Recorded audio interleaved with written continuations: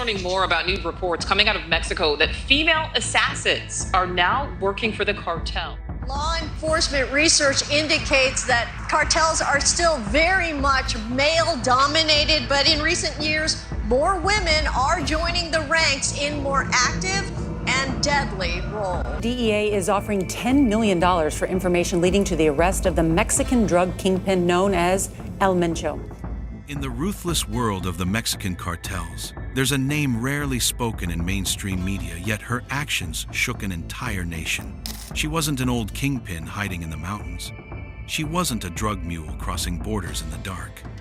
She was young, she was elegant, and she commanded unimaginable violence. I bet you've never heard of her. Forget everything you think you know about organized crime. This is the story of a new kind of criminal media savvy, efficient, and utterly ruthless. A woman whose youthful face became a symbol of ambition, fear, and the final, brutal debt owed in the drug war. They called her La Catrina. She wasn't just coordinating death, she was paying for it. This is how a woman named María Guadalupe López Esquivel became one of the deadliest female commanders in cartel history, and how the very image she crafted to terrify her enemies eventually sealed her fate. Who was María Guadalupe López Esquivel? For most of her life, she was a ghost by design. No childhood photos circulating online, no personal interviews, nothing. That silence is common among people who rise quickly in the cartel world. What we do know is simple. She was young, mid-20s at most when she died. She wasn't born into a cartel dynasty. She wasn't raised to be a killer. Like so many in the conflict-scarred state of Michoacán, poverty pushed her toward the one path that promised fast power and money. She chose the CJNG, the Jalisco New Generation Cartel, the fastest growing and most brutal cartel in Mexico. Led by the elusive Ruben El Mencho Oseguera, the CJNG modernized cartel warfare. They used paramilitary discipline, rapid expansion, and most importantly, propaganda, videos, photos, branding. Fear on demand. La Catrina was the perfect face for their new strategy. In Mexican culture, La Catrina is the elegant skeleton dressed in fine clothing, a reminder that death comes for everyone, no matter their status. Maria took that symbol and made it her identity. Her tattoos, her customized tactical gear, her stylized photos with gold-plated weapons, all of it blended elegance with violence. She wasn't just a killer, she was a message. Her brand said one thing: death is coming and it's dressed well. Rivals feared her image as much as her guns. When her symbol appeared on walls, on gear, or online, people knew a storm was coming. Her rise was shockingly fast. Within a short time, Maria became Jefa de Plaza, the boss of several strategic towns in the hotly contested Tierra Caliente region: Aguililla, Buenavista, and Tepalcatepec. These were battleground territories, critical smuggling corridors, and home to constant rivalries among cartels. In these towns, her word was law. She was judge, jury, and executioner. But beneath the violence was something colder, more calculated: the money. People romanticize cartel power, guns, convoys, commandos, but cartels operate like corporations. Every soldier needs a salary, every safe house needs rent, every bribe has a cost.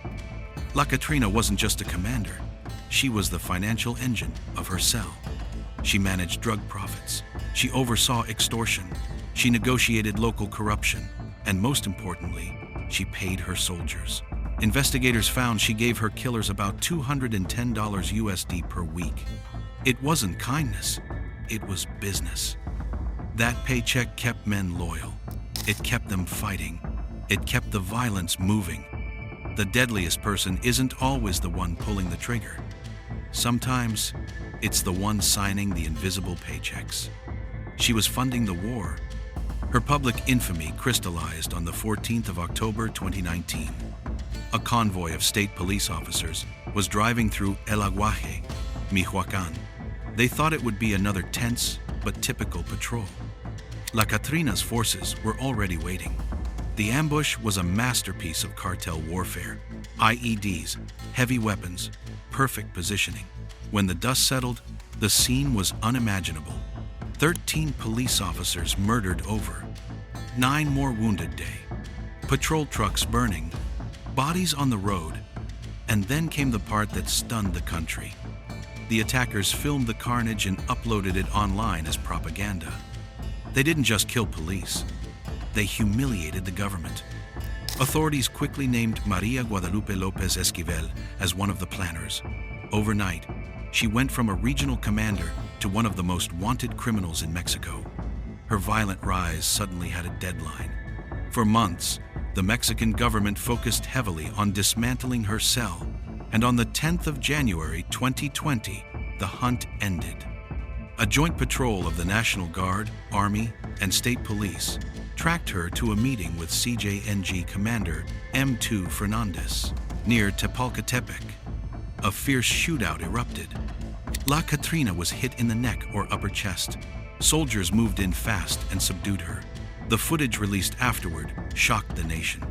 The feared commander, bleeding, frightened, whispering that she couldn't breathe, being treated by the same forces she had once tried to destroy. The irony cut deep.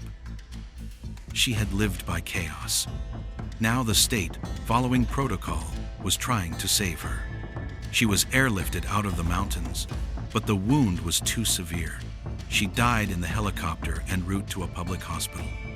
Her story, built on images and fear, ended in a medevac helicopter. Ultimately, her identity wasn't confirmed by fingerprints or records. It was confirmed by a tattoo.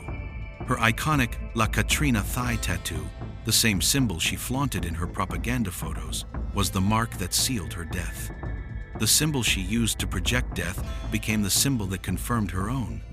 La Catrina wasn't a legend. She wasn't a hero. She was a warning.